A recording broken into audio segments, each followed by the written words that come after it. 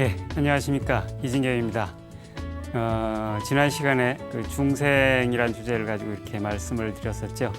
오늘은 분별에 관한 얘기를 가지고 말씀을 드릴까 합니다. 이 분별이라고 하는 것에 대해서 사실은 그렇게 어떻게 보면 이제 이 불교하고 분별하고는 직접 별로 상관이 없다는 이미지들을 많이 갖고 있을 것 같습니다. 뭐 불교는 뭐 무아, 자비 이런 얘기를 많이 하지만 이제 뭐 분별 갑자기 얘기를 하는 건 조금 통상적으로는 이렇게 웬일인가 하실지도 모르겠습니다. 특히 이제 근데 이제 이 분별은 선불교에서 이 선종에서 굉장히 이렇게 중요하게 다루었던 주제입니다. 그리고 그게 어째서 이제 선종에서의 교리 있지만 그 불교 일반의 교리가 갖고 연결이 되는지 뭐 이런 것도 이제 생각을 해보는 게 좋지 않을까 하는 생각인데요. 일단 이 분별에 관해서 제일 유명한 얘기는 그 선종의 선종의 이제 이렇게 일조가 이제 달마대사죠. 달마대사고 그 다음에 이제 뭐 거기 이렇게 그 다음에 팔을 끊어서 이렇게 저기 받치면서 이렇게 이 범민을 얻고 범민을 끊고 이 깨달음을 얻고자 했던 이렇게 해가 대사가 있었고 그 다음에 이제 3조가 승찬이라는 스님이지요. 그 승찬이라는 스님이 이제 그 신신명이라는 책에서 그 지극한 지도문안 유혐간택 뭐 단막증의 통현명백이라고 이렇게 그 한자말로 이렇게 얘기되는 이런 문장을 이렇게 쓰신 게 있습니다. 뜻은 그 지극한 도는 어렵지 않으니 다만 이렇게 가려 선택함을 꺼려할 뿐이다. 오직 애증을 떠나면은 모든 사태가 통현명백하다라고 하는 이런 문장입니다. 그리고 이제 이 문장은 이제 선종 그 많은 스님들 그 선종의 선승들은 대단히 이렇게 이 말씀들을 굉장히 잘하십니다. 잘한다는 게 그냥 듣기 좋은 얘기를 한다가 아니고 정말 이렇게 적확한 얘기를 그냥 팍팍 찌르듯이 하기도 하고 뭐 누구는 이제 우주적 스케일의 농담 이런 것들 그런 이 우주적 스케일의 유머 감각을 가지고 있다라고 하는데 뭐 거기에서도 둘째가라면 서러워할 분이 이제 조주라는 스님입니다. 그래서 이렇게 워낙에 그냥 속된 말로 말빨이 좋아서 이 구순피선이라고 이렇게 입술을 뜻하는 말이죠. 구순피라고 하는 게 그렇게 이렇게 불리기도 하는 별명을 가지기도 한 분입니다. 그리고 정말로 대단한 이렇게 유머 감각을 가진 스님인데 이 조주 스님이 이제 이 3조 승찬 스님의 이 신신명에 나오는 말을 가지고 지극한 도는 어렵지 않으니 다만 그러니까 이 가려 선택함을 꺼려하면 된다. 그러니까 분별하지 않으면 된다라고 하는 이 얘기를 자주 말씀하신 적이 있고 그리고 이 얘기를 제가 굉장히 좋아한다는 세상에서 제일 아름다운 책으로 기억한다는 벽암록에 보면은 벽암록 제일 첫 번째에 이제 달마대사 얘기가 나오고 두 번째에 바로 이 얘기가 나옵니다. 조주 스님의 이 지극한 도는 어렵지 않으니 라고 하는 이 얘기가 나오죠. 그걸 보면은 이 벽암록이 100개 이야기로 되어 있는데 두 번째 나온다. 달마대사 바로 다음에 나온다는 얘기는 대단히 중요한 얘기란 뜻입니다. 그런 위치를 부여하고 있다는 뜻이죠. 근데 사실 이 말은 생각보다 이해하기가 쉽지 않습니다. 왜냐하면은 분별한다라고 하는 것은 예를 들면은 이렇게 제 목소리를 들으면서 여러분들 저건 사람의 목소리야 이렇게 들으실 거 아니겠습니까? 제가 만약에 끽끽 빽빽 이상한 소리를 내면은 저거는 무슨 동물의 목소리도 아니고 저건 쥐 소리야 뭐 이런 식으로 이렇게 판단들을 하시잖아요. 또 어떤 소리를 들으면 이건 바이올린 소리구나, 이건 해금 소리구나 이런 판단들을 하고 어떤 소리를 들으면 이건 음악이구나, 이건 소음이구나 이런 판단들을 하잖아요. 그런 게 이제 보통 분별이라고 알고 있는데 그러니까 그런 거라고 한다 그러면은 사람이 산다라고 하는 것은 끝없이 분별하는 활동들의 연속이라고 말할 수도 있을 것 같습니다.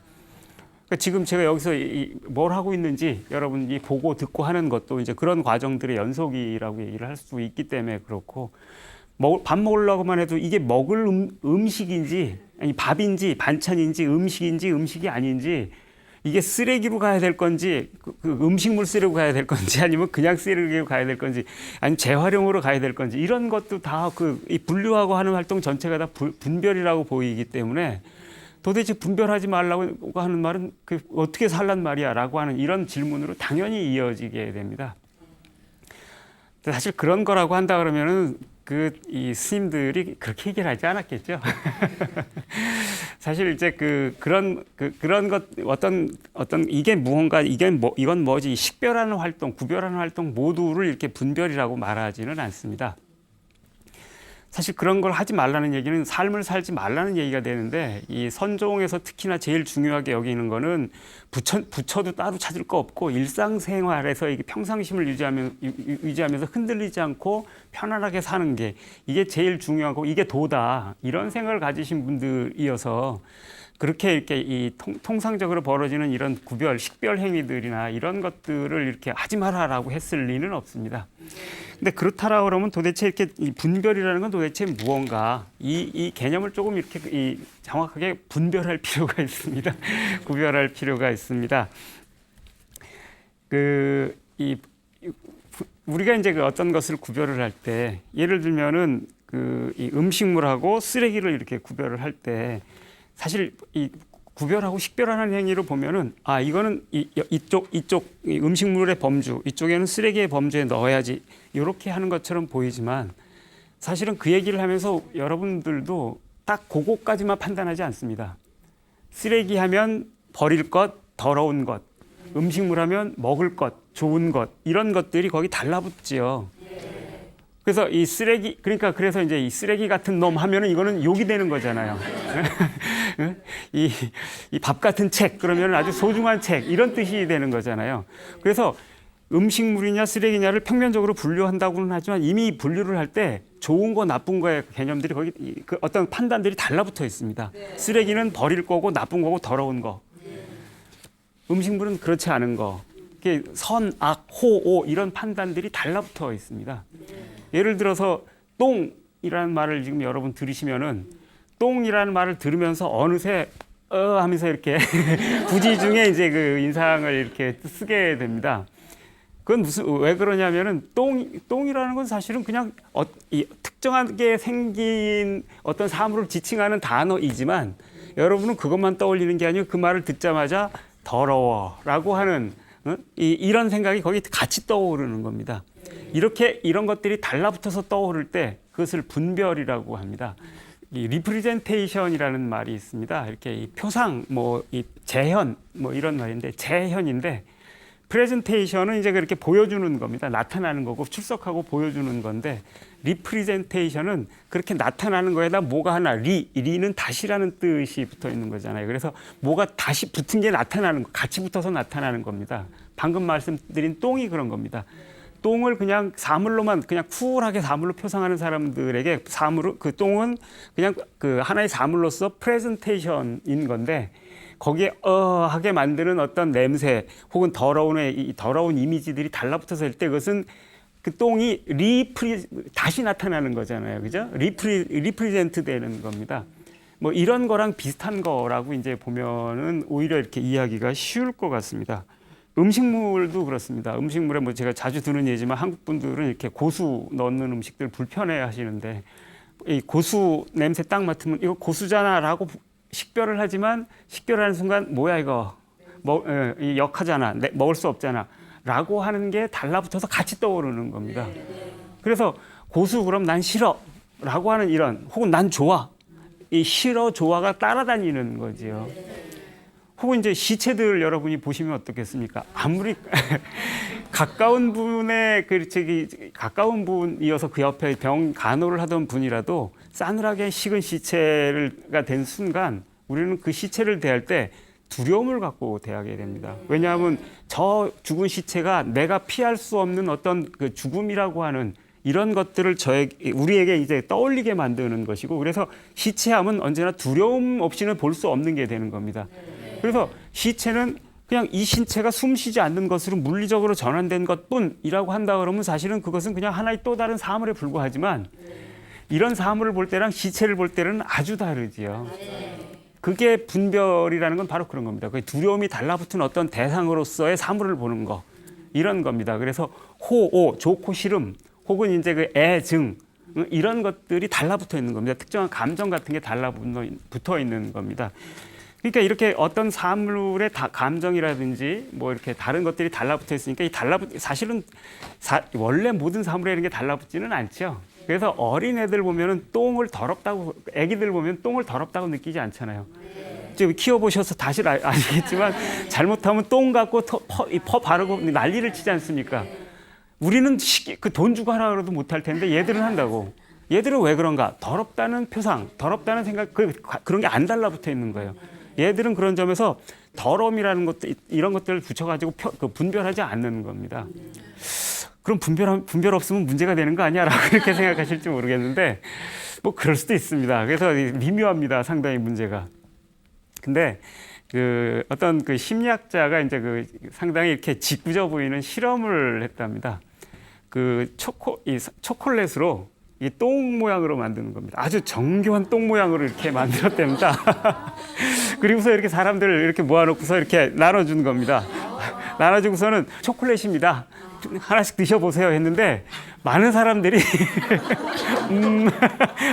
저는 괜찮습니다. 못 먹더랍니다. 근데 꼬마들, 애기들 갖다 주니까 잘 먹더랍니다. 이게 그 차이인 겁니다.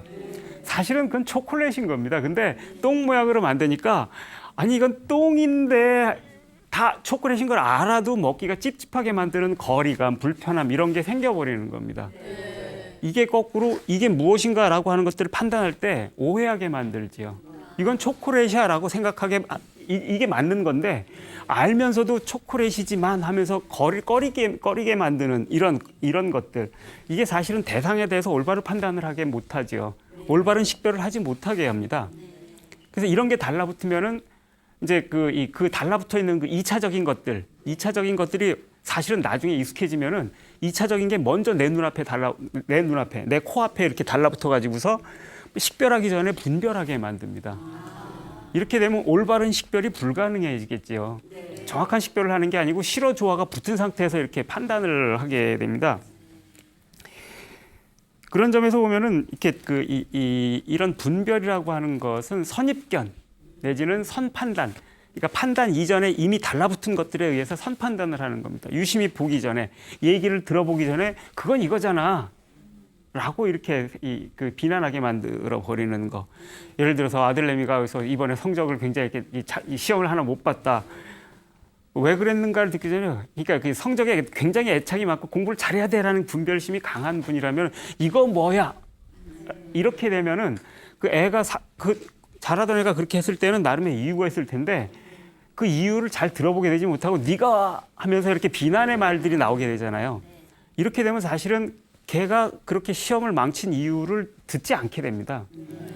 물론 요새는 뭐 이렇게 이런 부모님들 많지 않겠지만, 그러니까 그런 부분이 없다라고 할 수 없어요, 그죠? 그 애착이 크면은 이제 그거에 대해서 강하게 이래야 되는데라는 생각이 강하면은 왜 이렇게 됐을까를 이해하기가 어려운 일들이 흔히 벌어지게 되고, 이제 이게 자식으로서 입장에서는 아니 그럴 만한 사정이 있는데 들어보지도 않고 이렇게 비난부터 하면은 말을 해봐야 소용도 없고, 이렇게 되면 굉장히 서운한 감정이 생기고 이게 반복되면은 미움의 감정이 되기도 하고, 이게 이제 부모 자식 관계를 망치지 않습니까? 이게 분별이 관계를 망쳐버리는 거. 사실은 부모 입장에서 자식의 성적을 걱정하는 것은 자식 잘 되라고 하는 거지만 그런 좋은 의도가 별로 소용이 없는 겁니다. 이런 분별이 딱 게재돼 가지고서 정확하게 들어보려고 하지 않고 자기 말만 하게 되면은 불행한 사태가 되어버리는 거죠. 그래서 이런 것은 뭐 똥이니 뭐니 이런 것뿐만이 아니고 우리가 통상적으로 행하는 말 가운데서도 그렇습니다. 누구나 다 그렇죠. 사실 이렇게 내가 듣고 싶어하는 말, 이런 얘기는 이렇게 듣지 말라 그래도 귀 기울여 듣고 듣기 싫은 얘기는 이것 좀 들어줘라고 해도 알았어 듣고 있다고 하는데 실제로는 다 흘려버리게 되죠. 이미 선판단을 한 겁니다. 이 얘기는 이거잖아라고 하는 이 분별이 딱 작동을 하게 되면은 안 들립니다, 얘기가. 혹은 그 얘기에 어떤 문제가 있는가 생각하지 않고 맞아 이렇게 가게 되는 거죠. 뭐 이렇게 이런 게 예를 들면 이제 그렇게 뭐 예술의 경우에는 예를 들면 이제 그 대중음악의 경우에도 여러분들은 이제 뭐 어떤 음악을 즐기시는지 모르겠는데 락음악을 혹시 이렇게 락음악 즐겨 드시는 분이 있나요? 메탈 음악 이런 거 많은 분들이 이렇게 음악을 많이 듣는 분들도 이거 하면 그 시끄럽지. 그러니까 일단 시끄럽다라는 인상이 너무 강해서 락 음악은 다 시끄러워 라고 하면서 그래서 듣기 싫어 안 들어 이렇게 됩니다. 근데 그 음악을 만든 사람들이 그 시끄러운 줄 몰라서 그렇게 만든 건 아닐 겁니다. 시끄럽게 일부러 그렇게 만든 겁니다. 기타 치는 사람은 일부러 이렇게 이 소리를 이렇게 디스토션을 건다라 그러는데 이렇게 찌그러진 소리로 이렇게 이 음파를 바꾸든지 아니면 이제 소음 같은 걸 집어넣는다든지 해서 이렇게 만드는 경우도 심지어 많습니다. 근데 그렇게 할 때는 이유가 있는 거거든요. 나름대로 음악적인 이유 이런 게 있는 건데 사실 시끄럽다라고 생각을 하게 되는 순간 그 음악이 어떤지는 들어볼 생각을 안 하게 되니까 그 이유도 알 수가 없고 그런 관점에서 음악을 만드는 사람들에 대해서 귀를 닫고 마음을 닫게 됩니다. 그러면 그거는 이제 그 시끄러운 음악들은 내 인생과는 아예 상관없는 게 돼버리는 거고 들을 때마다 저거 소음이지라고밖에는 안 하게 됩니다.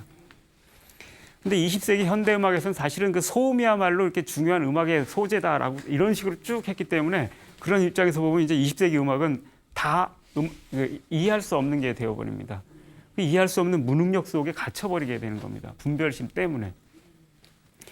클래식 음악 듣는 분들도 뭐 많지만 클래식 음악 듣는 분들도 대부분 그 음악 들을 때 이제 말러라든지 누군지 이렇게 20세기 초반에 이렇게 후기 낭만주의에 속하는 이런 분들 음악까지는 많이 듣는데 쇤베르크 이후에 아주 현대 음악은 잘 안 듣습니다. 아주 그거 이상한 소리 나고 고통스럽다라고 생각하는데 그런 음악들도 물론 많이 있습니다. 근데 그렇지 않은 음악도 있습니다. 이 1960년대 나온 음악들 보면은 현대 음악인데 아주 특이한 소리를 만들어내는 특이한 사운드를 만들어내는 방식으로 이렇게 연주를 하는 것들이 있고 굉장히 나름 이렇게 흥미로운 음악들이 있는데 일단 거기는 시끄러워라고 하는 분별이 딱 들어가게 되면 안 듣게 되니까 그런 음악이 있는 줄도 모르게 됩니다. 그러니까 맨날 듣는 베토벤, 브람스 뭐 물론 좋은 음악이지만 그 21세기가 됐는데 음악은 여전히 19세기 걸 듣고 있는 거 이거 조금 이상한 거 아닌가요? 그죠? 뭐 이런 일들이 그 분별심에 만든 벽 때문에 발생하는 겁니다. 뭐 이렇게 그 정치인들 이렇게 이 아이들 애들의 그 투표권 몇 살로 낮추니 이거 가지고 이렇게 막 이렇게 얘기를 할 때마다 잘 안 주려고 하는 중요한 논리적인 이유가 그런 거죠. 애들이 뭘 알아? 애들이 뭘 알아? 이런 겁니다. 근데 저는 애들이 뭘 알아라고 이거 정말 유심히 보면은 요새 물론 다 그렇지는 않겠지만 놀라울 정도로 이 똑똑한 애들 많습니다. 그리고 예전에 이제 뭐 이렇게 여러 가지 그런 사례들도 있었지만 정말로 야 우리는 대학 때도 못했던 이런 생각들을 요새는 중고등학생들이 하는 경우들도 있어요. 이런 걸 보면은 애들이 뭘 알아? 정말 뭘 모르고 하는 소리입니다. 그런데 애들은 미숙하다라는 그런 분별심이 딱 애들 하면 미숙함. 아직 덜 떨어졌어 라고 하는 게 딱 거기 분별이 달라붙어 있으면 그 애들이 하는 얘기들을 안 듣게 되는 겁니다. 그래서 교육정책 같은 거 이렇게 만들 때 애들 얘기 안 듣잖아요. 저는 그거 정말로 이상하다고 생각을 해요. 교육의 가장 중요한 당사자는 누구인가? 애들이지요. 자기들 배울 건데. 근데 교육정책 만들 때 애들 데리고 공청회 하는 거 보셨어요? 애들 나와서 토론하는 거 보셨어요? 전부 이렇게 공무원들이나 아니면 교수들이나 아니면 선생님들이 나와서 얘기를 한다고. 애들 입장에서 어떤 교육을 어떻게 공부하고 싶은지 이거에 대해서 안 한다고. 중요 당사자인데 니들이 뭘 알아라고 하는 이런 생각 때문에 우리가 대신 알려주마라고 하는 이런 생각이 그런 건데 그것도 다 그런 분별심 때문에 이렇게 그런 거라고 보입니다. 저는 정말로 그 당사자 얘기를 들어봐야죠. 애들이 교육 때문에 굉장히 힘들어한다 그러면 애들이 도대체 뭘 배우고 싶은지를 좀 넓게 들어보고 애들이 말할 기회를 자꾸 주고 그렇게 말할 기회가 많아지면 애들은 더 많이 생각을 할 거고 더 현명한 생각을 하게 될 겁니다. 우리도 마찬가지죠. 우리도 말할 기회가 없으면 말할 생각을 안 하기 때문에 바보 같은 생각에서 멀리 나가기가 어려울 수 있습니다. 근데 우리는 말할 기회가 생기면 이제 말을 해야 되니까 그때부터 생각하기 시작하거든. 이렇게 되면은 우리들도 우리 지혜라는 것들에 좀 가까워지는 거잖아요. 그 애들도 마찬가지일 겁니다. 하여튼 그 점에서 이제 그런 것도 분별심이 막은 벽 같은 건데 그래서 이 1961년에 그 이태리의 그 피에르 만초니라고 하는 그 화가가 있는데 이 사람이 아주 이렇게 재밌는 작품을 만듭니다. 이 제목을 예술가의 똥이라고 붙여놓고서는 자기 실제 똥을 통조림을 만든 겁니다. 30g씩 담아가지고서 통조림을 90개를 만들었답니다. 그래가지고 제목을 예술가의 똥 했고 전시하고서는 통조림 하나에 그 30g의 금값을 받고 팔았답니다. 다 팔렸죠. 그래서 영국의 유명한 그 이렇게 런던의 테이트 갤러리라고 하는 그 미술관이 있는데 거기에서 이제 그때 안 샀던 모양입니다. 그래서 나중에 그 몇 년이었던가 2002년에 그 작품을 하나 소장을 하고 싶어서 이제 살려고 했는데 얼마 줬냐면은 33,000달러 줬답니다. 4천만 원이 넘는 돈을 주고서 산 겁니다. 4천만 원짜리 똥. 근데 똥도 하여튼 잘 만들어 팔면은 돈을 벌 수 있다라는 걸 보여준 경우라고 하겠는데 이 사람은 왜 이걸 했을까? 바로 아까 말씀드린 그런 것 때문이었을 겁니다. 똥은 더러운 것, 배설물, 예술은 고상하고 아름다운 것. 이런 식의 분별심들, 사실 그런데 현대예술은 이런 분별심들을 깨는 거에서 현대예술은 본격적으로 시작됐거든요. 그 뒤샹의 유명한 그 이 변기 얘기는 잘 아시잖아요, 그죠? 그 이렇게 남자 소변기 갖다 놓고서 샘이라고 써가지고 딴 사람 서명해서 쓱 밀어놓고서는 이게 예술 작품이냐 아니냐 이렇게 해버렸을 때 레디메이드라 그러죠. 예술가가 만든 것도 아니고 공장에서 사다가 쓱 집어넣은 거니까 이게 무슨 예술이야. 왜냐하면 예술은 다 예술가가 직접 작업을 해야 된다라고 하는 생각을 갖고 있었으니까 이건 예술 작품이 아니에요, 일단. 그런데 그에 앞서서부터 이제 이 사람은 자전거 바퀴 사다가 거기다 그 의자 스툴 같은 데 뚱뚱 박아놓고 작품이라고 내놓고 이랬었거든요. 그러니까 꼭 손으로 장인적으로 만들어야 예술이다? 그게 예술의 본질, 그게 누가 그렇게 예술을 정의한 적이 있어? 이렇게 반문을 했던 건데 이제 이거는 이렇게 진짜 변기에 불과한 거를 뚝 그냥 가공도 안 하고 뚝 넣었을 때 이게 예술 작품이다. 이게 뭔가 이렇게 되면서 예술이란 도대체 무언가를 근본에서 다시 묻게 했던 겁니다. 사실은 예술에 대해서 우리는 아름다움을 다루는 거니까 추의 관념이 있는 거거든요.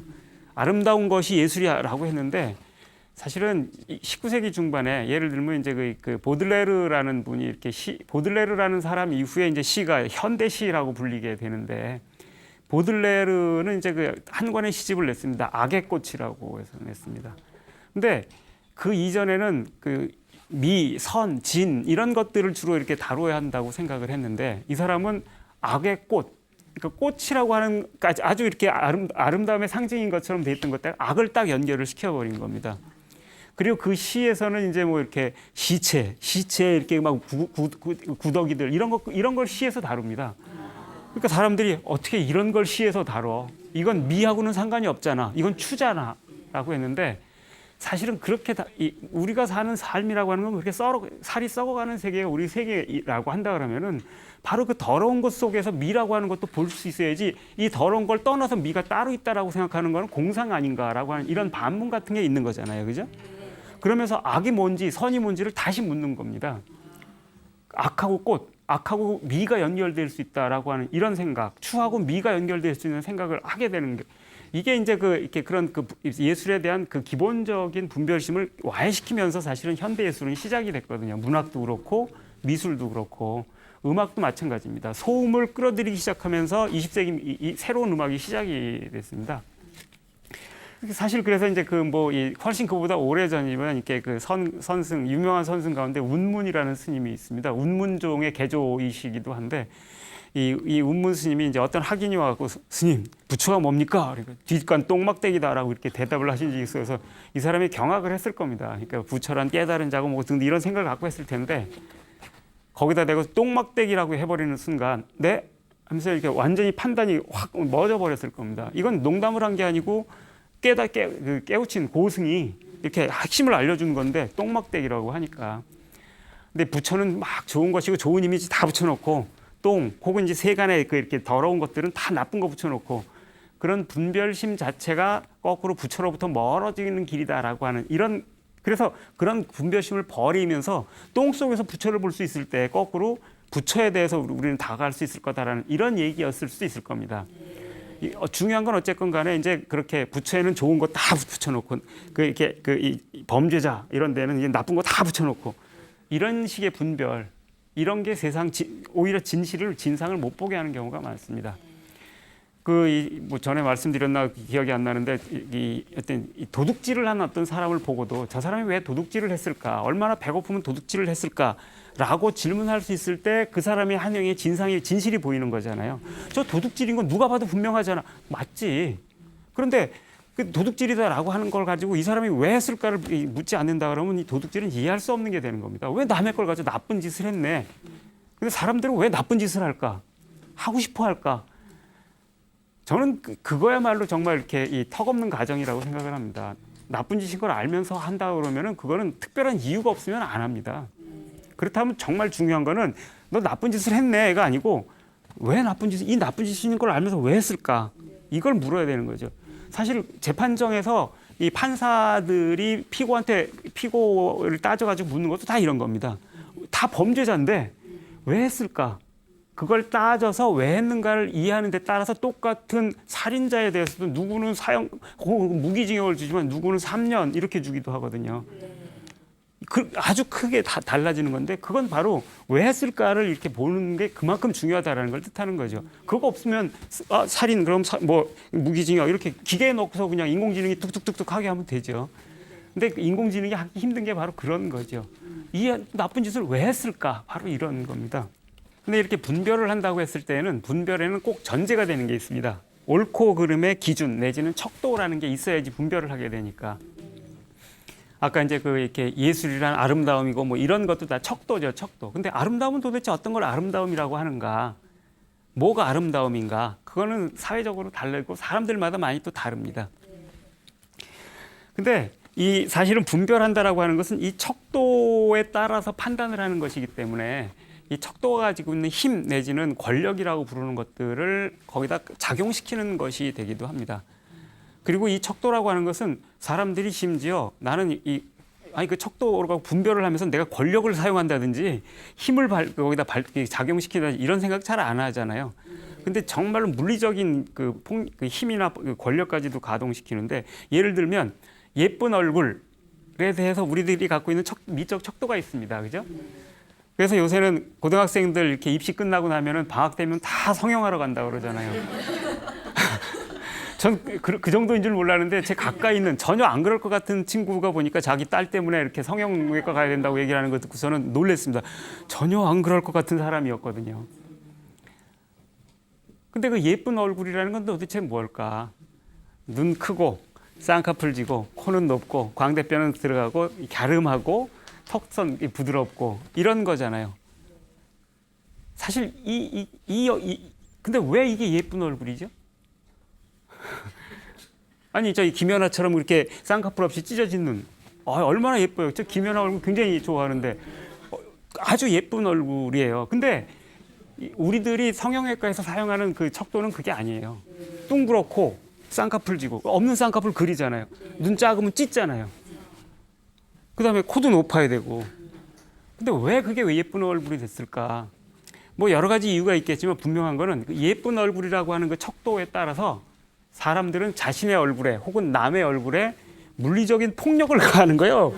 깎고 집어넣고 문지르고 찢고 하는 거 폭력이잖아요. 그죠? 이런 게 척도가 권력을 행사한다는 말이 훨씬 그러니까 폭력적인 힘까지도 갖고 있다는 걸 잘 보여주는 겁니다. 폭력이라고 생각 안 해서 훨씬 더 강력한 왜냐하면 우리가 폭력을 행사할 때 내가 폭력을 행사하는 걸 알면 조심하게 되거든요. 근데 폭력을 행사하는 생각이 없으면 그냥 들어가게 되거든요. 이런 폭력이 사실 척도를 통해서 행해지고 있는 겁니다. 분별을 할 때마다 그게 행해지고 있는 거예요. 특히 이제 사람들이 논란을 하고 논쟁을 하고 싸움을 할 때 이제 특히 그런 일들이 벌어지는데 그렇게 어디 가서 이렇게 싸움을 할 때 유심히 들어보십시오. 자기가 잘못했다라고 하는 사람은 단 한 사람도 없습니다. 다 자기가 옳다고 생각을 하고 있을 뿐만 아니라 전쟁하는 데 보면 특히 더 그렇지만 자기가 정의나 진리 편에 있다라고 생각하는 경우가 굉장히 많고 뭐 거기다 이제 이게 얼마나 중요한 문제인데 이 목숨 건 듯이 싸우는 경우들이 많습니다. 근데 이렇게 남과 싸울 때 자기가 정의와 진리의 편에 있다라고 믿을 때는 남 얘기가 전혀 들리지 않습니다.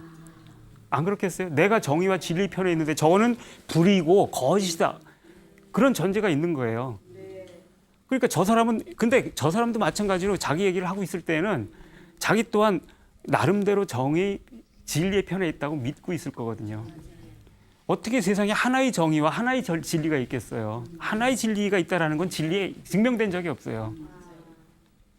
그랬을 때 실제로 이 싸움이나 이런 것들이 해결되려고 그러면은 사실은 내가 목소리를 높이는 것보다 저 사람이 도대체 왜 저런 얘기를 하는 건지를 아는 겁니다. 그리고 저런 얘기를 이런 거구나. 그러면은 그 얘기를 내가 받아들일 수는 없어도 이렇게 얘기를 하는 거니까 이렇게 얘기를 하면 이해를 시킬 수 있겠네라는 걸 판단할 수가 있는데 그게 아니고 나는 내가 옳다는 생각이 가득해서 도대체 왜 이걸 이해 못하고 그렇게 이상한 소리를 하는 거야 라고 해버리면 화해 가능성은 없고 폭력적인 싸움밖에 이어질 게 없습니다. 이런 일들은 정의와 진리라는 개념이 등장하는 순간 훨씬 더 극심해집니다.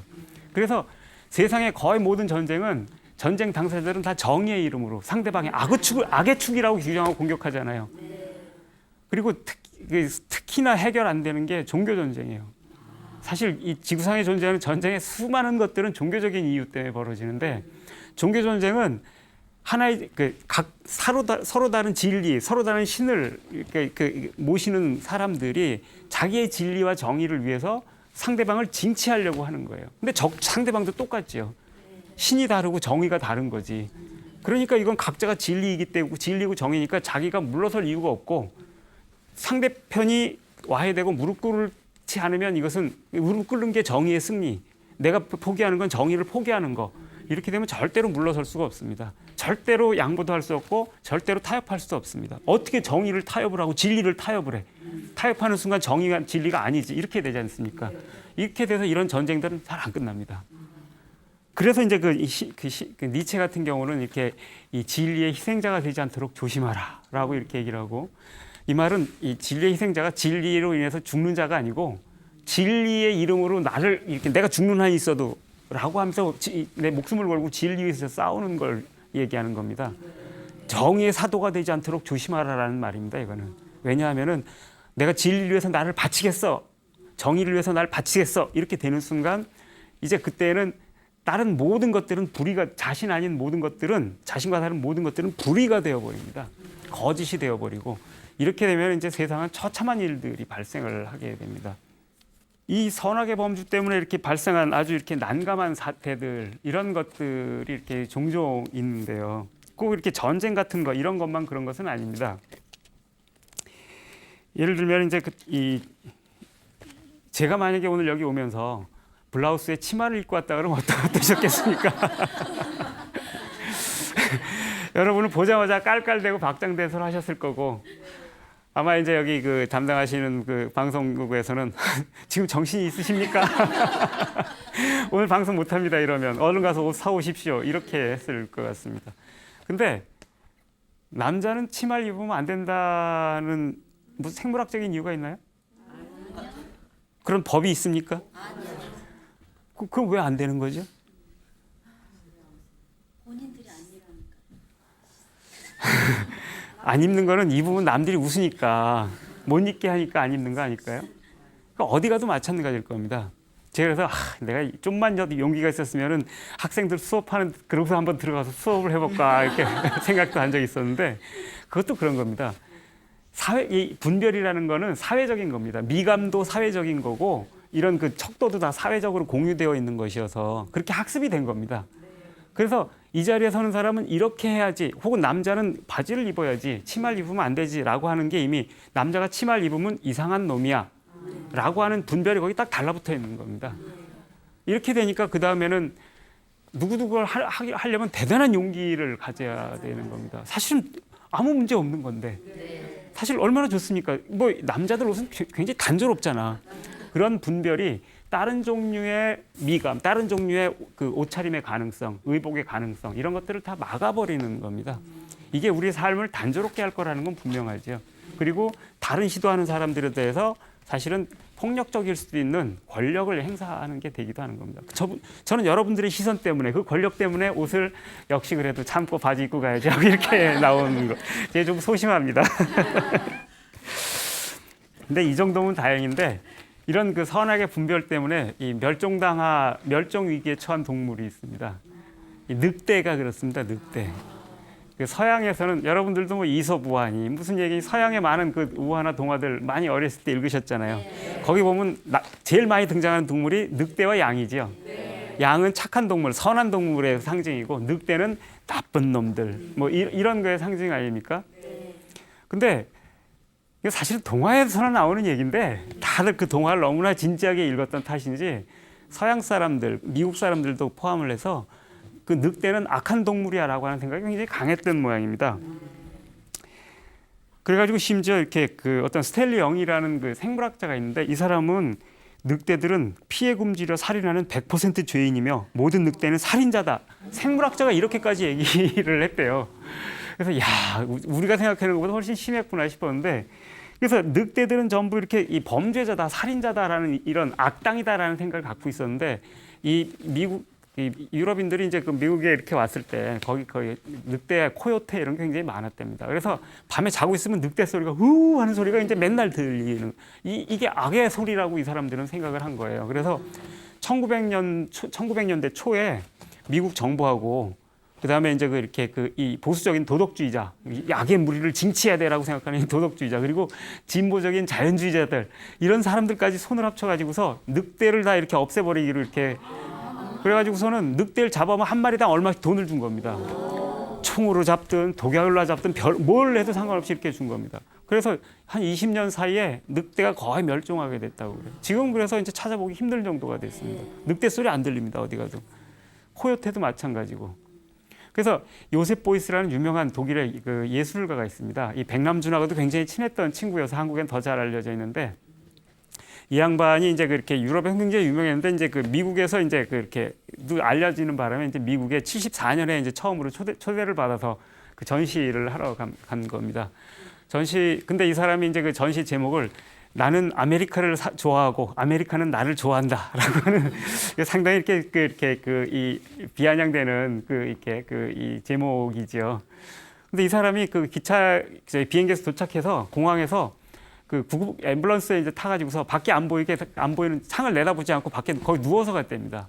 갤러리까지 가가지고서 다른 거 아무것도 안 하고 그 다음에 곧장 들어가서 거기 코요테를 한 마리를 이렇게 늑대랑 비슷한 동물이죠. 코요테를 한 마리 거기다 이렇게 갖다 놔달라고 해가지고서 자기는 이제 펠트 천하고 모자하고 지팡이 하나가 들고 들어가서 거기서 이제 코요테하고 같이 3일 동안 산 겁니다. 코요테가 황당했겠지, 사람이 옆에 있으니까. 그래서 처음에 막 물어뜯고 했는데 이제 그 펠트 천으로 이렇게 하면서 이렇게 하다가 보니까 나중에 이제 친해진 겁니다. 그래서 이틀째 되는 날 저녁 때쯤에는 같이 창을 내다보면서 이러고 있는 사진이 있습니다. 같이 살면서 친해진 겁니다. 그리고서 3일째 되는 날 뒤도 안 돌아보고 다시 그 앰뷸런스 타고 다시 공항으로 와서 이렇게 왔답니다. 미국에 가서 이 사람이 본 건 코요테밖에 없었습니다. 미국 건물도 사람도 아무도 오지 않고 코요테만 보고 온 겁니다. 이 사람이 사랑한 그 아메리카, 그 코요테였던 거라는 뜻이 말이죠. 근데 사실은 아마도 뭐 추측이지만 그 요셉 보이스는 아마 그 역사를 아마 알고 있었던 것 같습니다. 그래서 미국에서 코요테나 그 늑대라고 하는 걸 악한 동물로 간주해가지고 멸종시켜버린 역사를 알고 있지 않았을까 저는 짐작을 합니다. 거꾸로 그래서 사실은 미국의 주인은 그들 아니었는가. 사람들은 유럽인들은 그 뒤에 간 거잖아요. 그 주인들을 악한 동물이라는 다 죽여버린 이런 끔찍한 분별의 역사. 이거에 대해서 이제 이게 미국이야? 라고 하는 이런 항의 같은 거, 이런 거를 그런 그 퍼포먼스로 했던 게 아닌가 하는 생각이 듭니다. 그래서 어쨌든 이제 악한 동물이라고 하는 이 분별심 하나가 늑대 그러면 악한 동물이잖아. 이런 분별심, 거기 따라붙는 분별심이 늑대를 멸종으로까지 몰고 간 겁니다. 그래서 분별심이 얼마나 강력한 폭력을 행사할 수 있는지 늑대에 대해서 뭘 알고서 한 얘기겠습니까, 그게. 너무나 놀라울 정도의 바보 같은 얘기를 살인자고 병법 아니 육식동물이 남 잡아먹는 게 그게 무슨 범죄냐고요. 그럼 인간은 어떻습니까? 인간이 얼마나 많은 동물들을 먹습니까? 범죄자 아닙니까, 범죄자? 범죄인 줄도 모른 채 하는 범죄죠. 뭐 이런 점에서 보면은 이런 분별이라고 하는 것은 사실은 내가 옳다고 믿는 것들에다가 남들을 맞추려고 하는 것이고 안 맞춰지면 폭력까지 하면서 없애버리기도 하는 거. 이런 거라고 할 수 있고 내가 좋아하는 것들은 땡겨놓고 내가 싫어하는 것들은 없애서 밀쳐내거나 없애버리거나 하는 그런 점에서 사실은 이제 불교에서 얘기하는 이렇게 이 탐심하고 치심, 탐심이라는 게 탐해서 내가 가지려고 하는 거지만 사실은 이건 조금 넓게 정의하면 내가 좋아하는 것들을 나 가까이 끌어당기는 겁니다. 내가 가지려고 내 근처로 끌어당기는 거예요. 그래서 멀리 둬둘 걸 꼭 자기 집에다 갖다 놓으려고 하잖아요. 돌이 저기 있으면 더 아름다운데 그것에다가 내 방 안에 갖다 놓으려고 하는 거. 최대한 나에 가까워야지 된다라고 하는, 가까이 놓으려는 게 탐심이거든. 진심은 최대한 멀리 하려고 그러는 거. 만나고 싶지 않아서 멀어지려는 거. 그래서 화나면 안 만나잖아요, 사람들. 없애버리기도 하고 심하면 죽여버리기도 하잖아. 뭐 이런 점에서 이게 진심입니다. 분노의 마음은 이런 건데 이런 그 탐심과 진심 이런 것이 작동하는 방식인 겁니다. 그런 점에서 보면 정확하게 아상. 내 생각에 맞추어서 세상을 바꾸려고 하고 내 생각이 맞는 거는 내 거 땡기고 싫은 건 저리 가 하고 밀쳐내는 이런 종류의 아상의 작용 정확하게 그겁니다. 그렇기 때문에 이런 아상을 내려놓으라라고 하는 말하고 분별심을 내려놓으라라고 하는 말은 또 다른 말이 아닌 거죠. 그리고 그런 점에서 이제 그 불교의 팔정도라고 있지 않습니까? 그래서 정견, 정사유, 뭐 정행, 정업 뭐 등등 8가지가 이렇게 있는데 첫 번째가 이제 정견인데 정견이라는 것도 그렇습니다. 올바른 내 견해를 올바르게 세우는 거라고 이해하기 쉬운데 사실 그거 잘못 세웠다가는 다른 올바른 견해들이라고 믿는 것하고 전쟁이 벌어지게 됩니다. 오히려 정확하게 얘기를 한다 그러면 정견이란 무언가 내가 옳다고 믿는 견해를 내려놓는 겁니다. 그럴 때 남 얘기가 들리기 시작합니다. 남이 하는 행동이 왜 하는가가 이해되기 시작합니다. 그럴 때만 남들을 이해할 수 있고 그럴 때만 남들에 대해서 혹은 저 사물에 대해서 올바른 판단, 즉 지혜, 반야라고 부르는데 도달할 수 있는 거죠.